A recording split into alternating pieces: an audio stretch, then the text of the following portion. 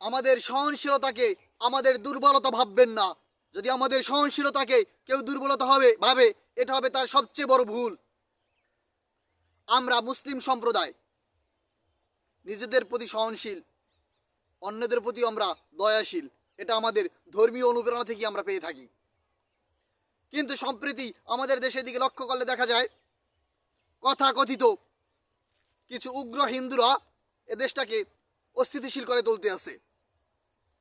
তারা তাদের ভারতীয় দাদা বাবুদের কথায় কথায় ফালায়। কিছুদিন আগে আমাদের দেশ থেকে বিদায় নিয়েছে এদেশের নব্য স্বৈরাচার তথা আওয়ামী লীগ ফ্যাসিবাদ। আওয়ামী লীগ বিদায় হওয়ার কারণে যতটুকু ব্যথিত নয় আওয়ামী লীগ, তার চেয়ে কয়েক গুণ বেশি ব্যথিত আমাদের ভারতীয় দাদারা।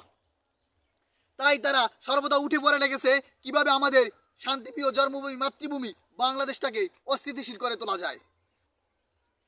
যে সমস্ত হিন্দুরা ভারতীয় দাদাদের ইন্দুরে এ দেশটাকে অস্থিতিশীল তৈরি করার প্রচেষ্টা চালাচ্ছেন, তাদেরকে বলছি প্রকৃতপক্ষে ভারতীয় দাদারা আপনাদের কেউ নয়।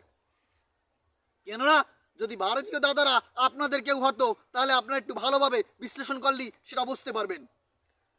তাকিয়ে দেখুন, যখন বিশ্বজিৎকে কুত্তার মতো পিটিয়ে কুত্তার মতো কুপিয়ে মেরেছিল অসভ্য কুলাঙ্গার ছাত্রলীগ, তখন কিন্তু ভারতীয় দাদারা কোনো বিবৃতি দেয়নি। বিশ্বজিৎ কি একজন হিন্দু ছিল না? তাহলে তার বেলায় তারা চুপ ছিল, কারণ সেখানে ভারতীয় দাদাদের স্বার্থ ঠিক ছিল, আপনাদের নয়।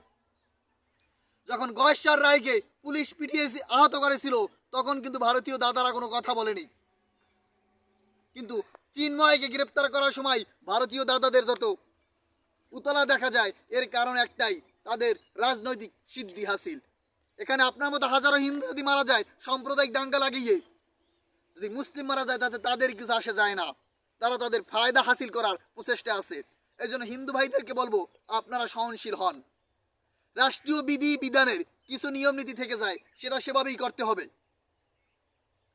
চিন্ময় যদি আপনাদের হয়েও থাকে কথিত ধর্মগুরু, এজন্য তো উতলা হওয়ার কিছু নাই। সে রাষ্ট্রীয় মামলায় গ্রেপ্তার হয়েছে, অন্য কোনো মামলা নাই। এই রাষ্ট্র মামলা দিয়ে আমাদের শ্রদ্ধাভাজন আলম আল্লামা বাবুনগরীকে গ্রেপ্তার করেছিল, আল্লামা মামুল হককে গ্রেপ্তার করেছে, আল্লামা দেলোয়ার হোসেন সাইদিকে গ্রেপ্তার করেছে, সাকাওয়াত হোসেন রাজি, জসিমউদ্দিন রহমানি সহ অগণিত আলেম ওলামাদেরকে গ্রেপ্তার করেছে। এই ফেসিবাদ সরকার অগণিত আলেম ওলামাদেরকে ফাঁসির কাস্টে পর্যন্ত নিয়ে গেছে, কারণ তার দৃষ্টিভঙ্গিতে সেটা একরকম ছিল। তাহলে আপনারা কেন ভারতীয় দাদাদের কথায় ইন্ধন জগিয়ে অযথা নিজেদের দেশে অস্থিরতা তৈরি করে আপনার আমার মাঝে যে পরস্পর প্রতিবেশী হিসেবে যে একটি ভালোবাসার বন্ধন রয়েছে, এটা কি আপনারা বিনষ্ট করতে চাচ্ছেন? আপনারা সাবধান হন। আজ কেন আমাদের সুশীল বুদ্ধিজীবীরা চুপ? আজকে ইসকনের বিরুদ্ধে তাদের কেন কোনো কথা নেই? যখন ইসকনের পোলাপান প্রকাশ্য দিবালাকে আমার ভাইকে রাজপথে জব দিয়ে শহীদ করলো, আজ আপনারা নীরব কেন?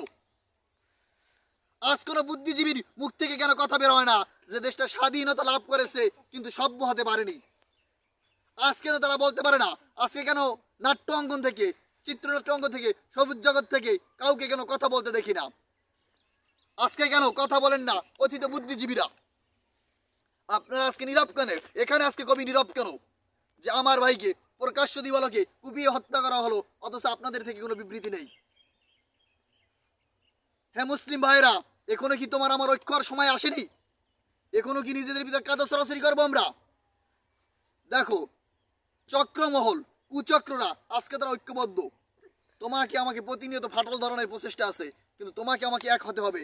যদি তুমি আমি এক হই, একসাথে হাতে হাত মিলিয়ে পথ চলি, তবেই নিরাপদ তোমার আমার প্রিয় মাতৃভূমি।